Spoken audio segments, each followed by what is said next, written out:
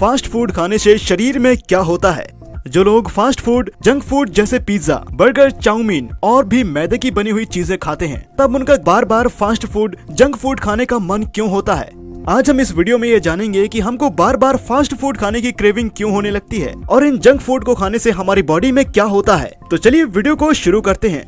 तो सबसे पहले जानते हैं कि फास्ट फूड हमारी बॉडी में जाकर क्या करता है। जैसे ही पिज्जा, बर्गर, चाउमीन या मैदे से बनी हुई चीजें खाते हैं तो वो आपके मुंह से होकर आपके पेट में जाता है और पेट में जाकर ये काफी देर तक पड़ा रहता है, क्योंकि इसमें लाइव एंजाइम नहीं होते। इसके कारण ये लंबे समय तक पेट में पड़ा रहता है।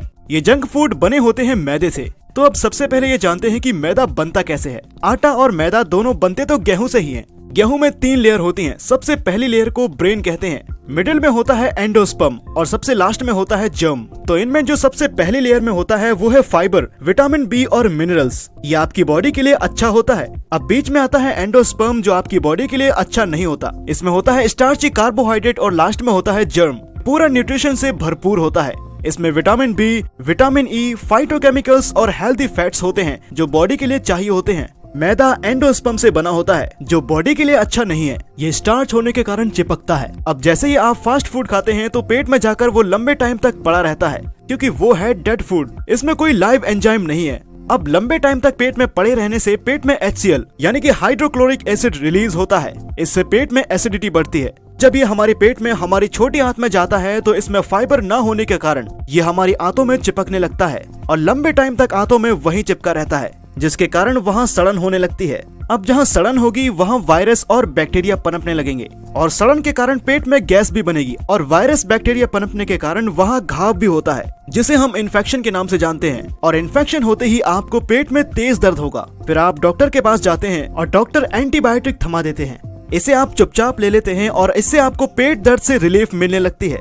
इस एंटीबायोटिक से आप कैसे ठीक हो जाते हैं, कभी सोचा है? ये एंटीबायोटिक इतनी खतरनाक है कि आप इसके बारे में सोच भी नहीं सकते। इसके बारे में आगे बात करेंगे। फिलहाल ये जानते हैं कि हमको फास्ट फूड की क्रेविंग क्यों होती है, बार बार जंक फूड खाने का क्यों मन करता है। तो चलिए इसका साइंस भी जान लेते हैं। तो बात है सन 1908 की। 1908 में जापान में 2 सुजुकी ब्रदर्स एक फास्ट फूड रेस्टोरेंट चलाते हैं। वो दोनों सोचते हैं कि हमारे रेस्टोरेंट का प्रॉफिट कैसे बढ़े। तो वे रेस्टोरेंट में बैठने आए हुए ग्राहकों का बिहेवियर नोटिस किया करते थे। तो उन्होंने देखा कि जैसे ही ग्राहक का पेट भर जाता है वो और खाना ऑर्डर करना बंद कर देते हैं। तब उनके दिमाग में एक बात आई कि रेस्टोरेंट में आए ग्राहक का कभी पेट ही न भरे तो ग्राहक ज्यादा खाना ऑर्डर करेंगे, इससे उनका प्रॉफिट बढ़ने लगेगा। तो आप पहले ये समझिए कि जब हमें भूख लगती है तो ब्रेन का सिग्नल पेट तक पहुंचता है और हमें भूख का एहसास होने लगता है। आप एक बार के लिए इमेजिन कर लीजिए कि आपके ब्रेन में ट्रैफिक सिग्नल की तरह लाइट है और जब ब्रेन देखता है कि बॉडी को एनर्जी की जरूरत है तो ग्रीन लाइट यानी कि स्टार्ट हार्मोन ग्रेलिन को ऑन कर देता है और हमें पेट में भूख का एहसास होने लगता है। तो खाना खाने के बाद जब ब्रेन देखता है कि खाया हुआ खाना पर्याप्त है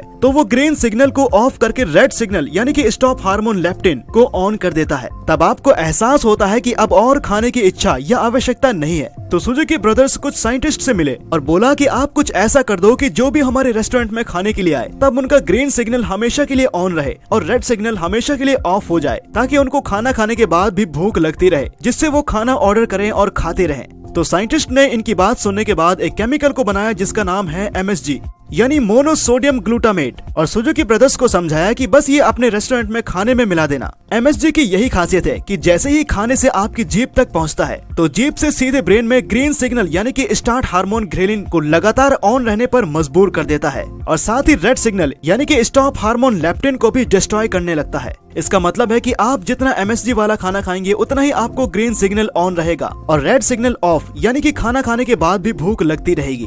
ऐसा लगातार कुछ सालों तक MSG मिले हुए फूड खाने से रेड सिग्नल यानी कि स्टॉप हार्मोन प्रक्रिया पूरी तरह से डैमेज हो जाती है और ऐसे बच्चे दिन भर खाना खाते ही रहते हैं और तब भी उनकी भूख नहीं मिटती। आपने कुछ ऐसे लोगों को देखा होगा कि जिनको खाना खाने के बाद ही तुरंत भूख लगने लगती है। ये जितने भी फास्ट फूड जैसे कि pizza, burger, chow mein, momos, french fries लगभग सभी में MSG होता है। MSG को आप मिट्टी में मिलाकर खाएंगे तो वो भी आपको टेस्टी लगेगा। अक्सर आपने देखा होगा कि जो जंक फूड मार्केट में मिलता है लाइक पिज्जा। पिज्जा को आप अपने घर में बनाते हो तो रेस्टोरेंट वाला टेस्ट आपको नहीं आता। आपका बच्चा यही बोलेगा कि मम्मी आपके पिज्जा में वो स्वाद नहीं है जो रेस्टोरेंट के बने पिज्जा में है। ध्यान देने वाली बात यह है कि जो पिज्जा आपको रेस्टोरेंट में टेस्टी लगता है उसकी वजह है MSG यानी कि मोनोसोडियम ग्लूटामेट। इसको आप खुद भी ट्राई करके देख सकते हैं। मार्केट से आप MSG यानी कि मोनोसोडियम ग्लूटामेट खरीदिए, जिसे हिंदी में अजीनोमोटो कहते हैं। वो आप अपने खाने में मिलाकर खाइए, फिर आपको खुद ही पता चल जाएगा। MSG जीभ के जरिए ब्रेन अटैक करता है और MSG आपकी नाक के माध्यम से भी आपके ब्रेन को हिट करता है।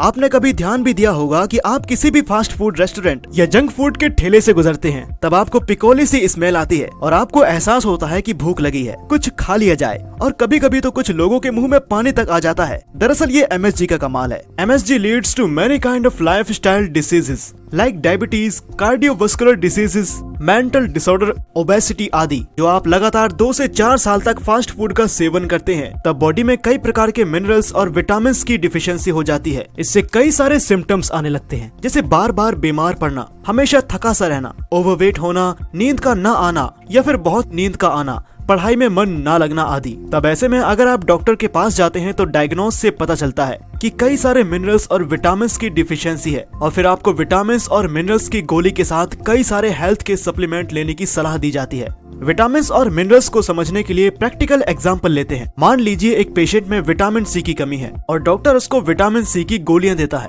विटामिन सी के हाई इंटेक से कॉपर के एब्जॉर्प्शन पर सीधा प्रभाव पड़ता है, जिससे कॉपर डिफिशियंसी हो सकती है। जबकि कॉपर की क्वांटिटी का सीधा कनेक्शन आयरन के मेटाबॉलिक यूटिलाइजेशन से है। कॉपर की डिफिशियंसी से आयरन टॉक्सिसिटी बढ़ेगी और इसका इफेक्ट विटामिन B1, B2 और विटामिन B6 और विटामिन E के साथ कई सारे मिनरल्स के एब्जॉर्प्शन और यूटिलाइजेशन पर पड़ेगा। यानी कि एक ऐसा चेंज रिएक्शन जिससे बॉडी की बनाई केमिस्ट्री का बैलेंस पूरी तरह से बिगड़ जाएगा। इसलिए नेचर के फलों और सब्जियों में एक ही तरह के विटामिन और मिनरल्स ना डालकर कई सारे विटामिन और मिनरल्स का एक ऐसा अनोखा बैलेंस बनाया है जो हमारी बॉडी के लिए परफेक्ट है। कंक्लूजन ये निकलता है कि किसी भी विटामिन्स और मिनरल्स की डिफिशियंसी को पूरा करने के लिए अगर आप विटामिन्स और मिनरल्स की टैबलेट ना लेकर खूब सारा फल और सब्जी खाएं, तो उससे विटामिन्स और मिनरल्स का बैलेंस मेंटेन होता है। Required amount of vitamins body absorption कर लेगा। This is called the universal law of rebalancing. तो बात करते हैं एंटीबायोटिक के बारे में, जो डॉक्टर्स हमें बात बात पर थमा देते हैं। ध्यान से सुने, एंटीबायोटिक का मतलब क्या है। एंटीबायोटिक आपके बॉडी में जो मौजूद बैक्टीरिया होते हैं उनको मारता है। जैसे ही आपने एंटीबायोटिक ली और पेट में बैक्टीरिया मर गए, इन्होंने पेट के अंदर घाव किया था। वो तो सही है कि बैक्टीरिया मर गए, पर इसके साथ साथ हमारे बॉडी के अंदर मौजूद गुड बैक्टीरिया भी मर जाते हैं। बॉडी के अंदर गुड बैक्टीरिया और बैड बैक्टीरिया दोनों मौजूद होते हैं और हमारी बॉडी के हर सेल्स में 90% बैक्टीरिया होते हैं। मतलब हमारा पूरा शरीर ही बैक्टीरिया से बना है। एंटीबायोटिक मेडिसिन को ये तो पता नहीं है कि ये गुड बैक्टीरिया है या फिर बैड बैक्टीरिया। वो इसे आइडेंटिफाई नहीं करती है। वो तो दोनों बैक्टीरिया को खत्म करती है। बॉडी में सारा खेल बैक्टीरिया का ही है। आपको उस टाइम तो लगता होगा कि आप ठीक हो गए, पर एंटीबायोटिक लेने से आपको बहुत बुरे परिणाम धीरे धीरे देखने को मिलते हैं। इससे आपका डाइजेशन पूरी तरह से खराब होने लगता है। हमेशा पेट की समस्या सताएगी। अब आप बोलेंगे कि इसका सोल्यूशन क्या है, तो चिंता मत कीजिए, इसका सोल्यूशन हम आगे बताएंगे। पहले पूरा मैकेनिज्म जानते हैं। तो जैसा कि आपको बताया था कि फास्ट फूड मैदे से बनता है और उसमें कोई फाइबर नहीं होता है। अब ये फूड हमारी छोटी आंतों से होकर हमारी बड़ी आंतों में जाता है। वहाँ भी जाकर ये हमारी आंतों में चिपकने लगता है और लंबे समय तक ऐसा चलते रहने से ये आपकी बड़ी आंतों में बहुत ज्यादा चिपक जाता है, जिससे आपका पेट साफ नहीं होता है और उसे हम बोलते हैं कॉन्स्टिपेशन यानी कब्ज। अब ये रोज आंत में जाकर चिपकता रहेगा तो मोशन बाहर कैसे आएंगे।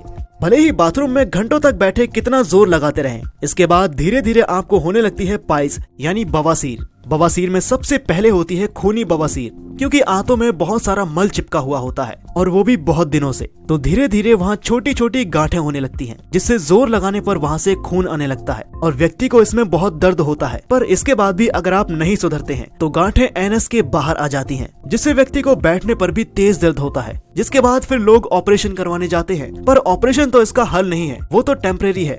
रूट कॉज तो गया ही नहीं। रूट कॉज तो आप सभी को पता है, जो हमने अभी इस वीडियो में बताए हैं कि कैसे बार बार बिना फाइबर की चीजें खाने से और बार बार मैदा खाने से ये सब हुआ। तो जो लोग बवासीर का ऑपरेशन करवाते हैं उनको ये समझाना है कि कैसे ये जीभ का स्वाद आपको किस बुरे हाल तक ले जाता है। तो आपको सब कुछ समझ में आ गया होगा। तो अब वापस से बात करते हैं एंटीबायोटिक के सोल्यूशन के बारे में। शरीर में 2 टाइप के बैक्टीरिया हैं, अच्छे और बुरे। इसे एक एग्जांपल से समझते हैं। आप हमारे गुड बैक्टीरिया को हमारी आर्मी समझ लीजिए और बैड बैक्टीरिया को आतंकवादी समझ लीजिए।